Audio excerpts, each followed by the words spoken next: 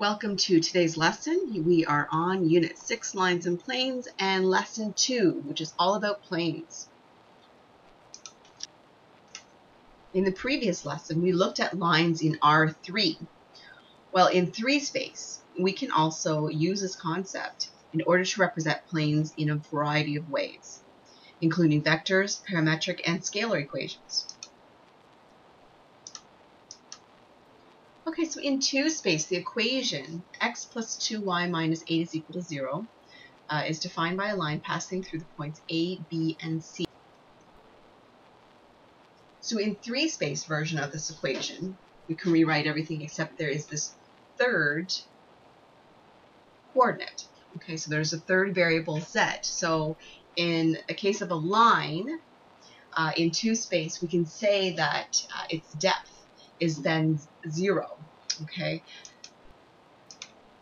So in general, the scalar equation of a plane in 3 space is then ax plus by plus cz plus d, which is our constant variable, is equal to 0. Okay, so I just want to give you a more visual representation of our concepts that we're looking at here. Okay, so basically what we have is this line defined by A, B, C, D, and E. So points along the line. There are obviously more, but these are the ones that are defined by. So that's in 2 space. So we have just this line. Now picture this line, okay, being repeated over and over again. Okay, so coming out of the page. So then that's where you would get a Z component. And so that is what a line is defined by. Okay, so it's a repeating group of lines that would span out to produce a plane. Okay, and here it is demonstrated in a diagram. Okay, if you picture this to be one of the lines, okay, and it just repeats over and over again in order to form a plane. Let's look at our first example. Example number 1. Let's consider the plane defined by the scalar equation x plus 2y minus z minus 8 is equal to 0. Okay, so in part A, we want to define or determine if A, B, and C are on the plane. B, we want to determine the x, y, and z intercepts of the plane. And then C, determine the coordinates of another point on the plane. D, write 2 vectors that are parallel to the plane. So let's first take a look at A. Okay, so here is our scalar equation of our plane. So A, we want to figure out if A, B, and C, so 1, 3, -1, and B, which is 3, 5, and 1, C, which is 1, 6, and 5, these points are actually on this plane. So what we can do is then take each of those points and actually put it into our scalar equation. Remember, this is an equation. So if it satisfies this equation, then it lies on the plane. Okay, so basically if it equals 0, then we know that the left side will equal the right side. Okay, so if we were to first take a look at A, so what we've done here is taken the point A, x, y, and z, and plugged it into our scalar equation. Okay, there was a mistake here. There was a plus sign there. So then once I plugged it in, with points of A, realize that it is equal to 0, which is then equal to the right side. Okay, so the point A does lie on the plane. So B part will do the same thing. So we'll say 3 plus 2 times 5 minus 1 minus 8 is equal to 0. Okay, and in this case, then we've got 3 plus 10 minus 9. And that would equal 4, okay, and we can conclude that it does not equal the right side. So the point B does not lie on the plane. There's 3 minus 5. So C part, we can do the same. Okay, and I didn't leave myself enough room there, but as you can see, what I've done is I've plugged in all the numbers, and that will give us 1, 12, and minus 13. And that does equal 0, so it does equal to the right side. So that means C, the point C, does lie in the plane. Let's move on to part B. B part asks us to find the x, y, and z intercept. So again, we'll just take, okay, so if we want to find, let's just say the x-intercept, okay, that means that y is equal to 0 and z is equal to 0. Okay, I think I'm just going to do one. I think it'll be redundant if I do a few of them or all of them. So we'll take the equation again. So we'll just find the x-intercept. So for y and z, we'll set them equal to 0. So x plus 2 times 0 minus 0 minus 8 is equal to 0. So then x is then equal to 8. So that is the x-intercept. X-intercept. Okay? So we would do the same for y and z. So moving on to part C, we want to find the coordinates of another point on the plane. So in this case, we can choose arbitrary values for 2 of the variables and then solve for the third. So let's just say that x is equal to 1, okay, and we'll say that y is equal to 1 as well. So in order to find the third one, we would simply go back to our equation, our scalar equation, plug them all in, and find the value of z. Okay, so z then is equal to 1 plus 2 minus 8 is equal to z. Z then is equal to 5. Okay, so our point, therefore, is 1, 1, and negative 5. So moving on to D. Okay, D asks us for two, let's go back to the question. D asks us to write 2 vectors that are parallel to the plane. Okay, so 2 vectors that are parallel to the plane. So remember that the points we were given were A, B, and C. Okay, so we can actually use these points in order to come up with some vectors along the plane. Okay, so rather parallel to the plane. So we'll just go A, we'll go AC, okay, and then BC. So we'll find those 2, okay, and those will be the vectors that are parallel to the plane. So AC, remember when we were finding A to C, we're actually subtracting the values of C to A. So in this case, it'd be 1, 6, and 5. Oops. Okay, we're using square brackets because now we're saying that we're taking a position vector and pointing to that point. So it becomes a position vector. So we're subtracting these vectors from each other. Okay, to get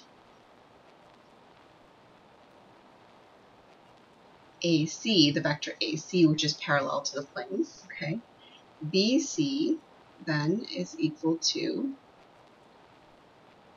1, 6, and 5 again, minus, okay, so negative 2, 1, and 4. Okay, so that's BC. Okay. In order to uniquely define a plane in 3 space, we need 3 non-collinear points, or at least 2 non-parallel direction vectors, and a point. Okay.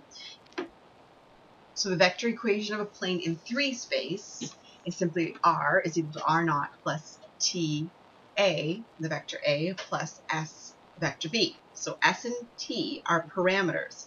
So in this case, for a vector equation of a plane, there are 2 parameters instead of 1. The parametric equation of a plane in 3 space is then just written as such, again with the 2 parameters s and t, where s and t belong to the set of real numbers. So let's take a look at our next example, example number 2. Okay, there we go. Example number 2, consider the plane with the direction vectors A and B, okay, and through the point P0. Okay, so remember what I said before. You either need 3 points or 2 direction vectors and a point.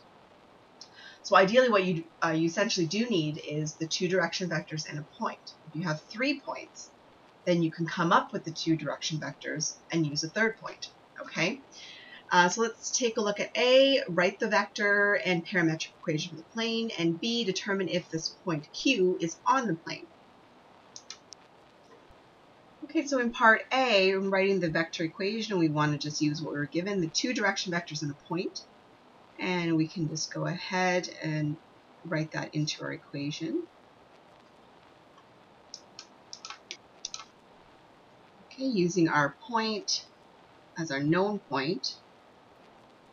And basically, when we have a point, remember that we can just simply say that we are creating a direction or a position vector from the origin. So it turns into a vector plus the first direction vector times our parameter t.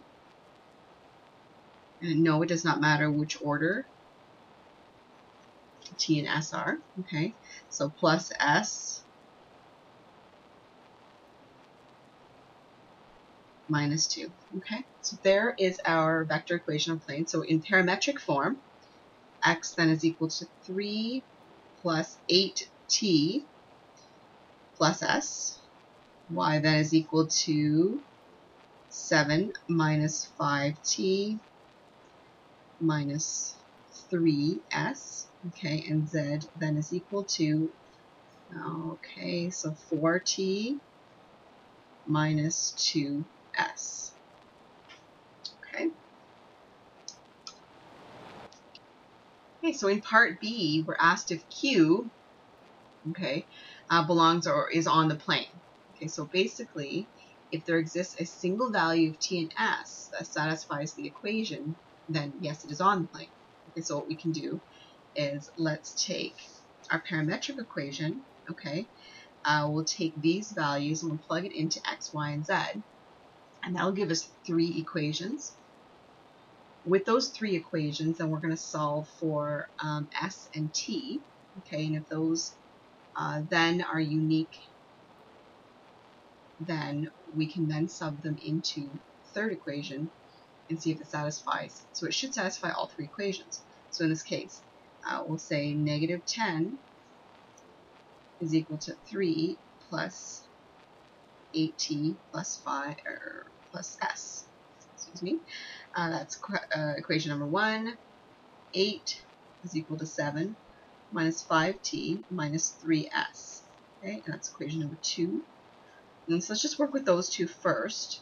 And in this case, what we can do is multiply the first equation by 3, and then we can subtract, or we can add them actually. We can add them once we do that. Okay, so I'm going to go ahead and I'll rewrite it. Okay, so minus 30 is equal to 9. Okay, so plus 24t plus 3t and 3s. Okay, so that's 3 number 1s plus number 2. So here what we have then is an addition. Alright, so before I actually add them together, I should move all of the constant terms on the same side. Okay, so I need to collect like terms essentially.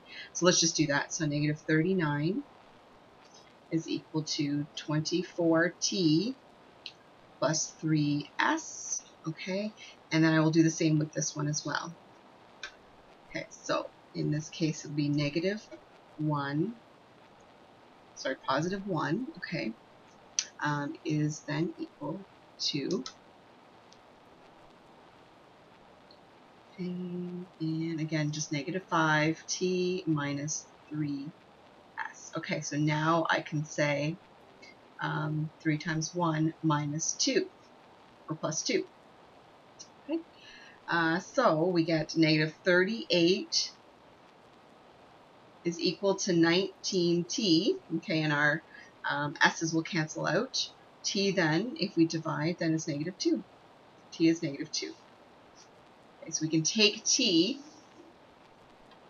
we can now take t, and we can sub it into, we'll sub it into equation number 1. Okay, so equation number 1, we'll say like this.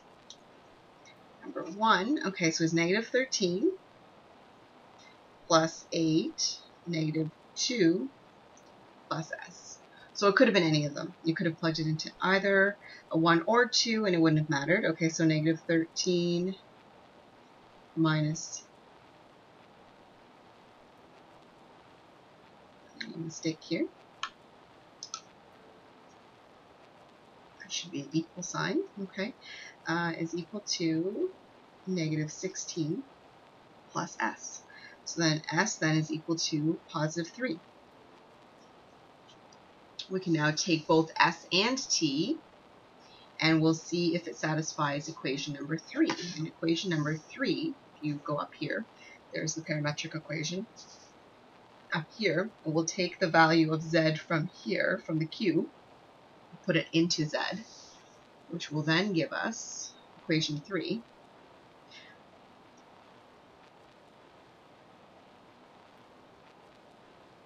Negative 6 is equal to 4t minus 2s. Okay, so that's equation number 3. And plugging those values in, negative 6 is equal to 4, negative 2 minus 2, and positive 3. So that will give us negative, bringing this over to the side, negative 14. Okay, so what that means is the right side does not equal the left side. Okay, which means that the point does not lie on the plane.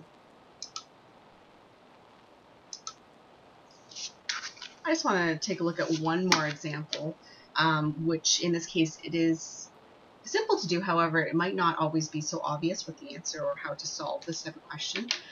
So in example number 3, we want to find the vector and parametric equation of the plane containing the line, okay, this, and is parallel to the line, this one. Okay, so basically what we're going to do, okay, so what we can say here is that you can actually say, well, since we have this point right here, you can use this point, okay, as your initial point, because you know it lies on the plane. Okay, and since this line does lie on the plane, your direction vector for this line will also be one of your direction vectors for your plane. And since it's parallel to this line, we can also use this direction vector. Okay, so in this particular question, you now have your 2 direction vectors, okay, and also a point. So you can put them all together to come up with your vector equation of a plane. So let's take a look. Okay, so when writing out example number 3, you can simply then just say, okay, taking our point, the line that is on the plane, that's a 5, is equal to t, and our position vector from the first line, 1 plus s, and the position vector, or sorry, the direction vector for the line that is parallel to the plane. Okay, and that is simply our answer. Okay, and then we can write our corresponding parametric equation, and then we're done.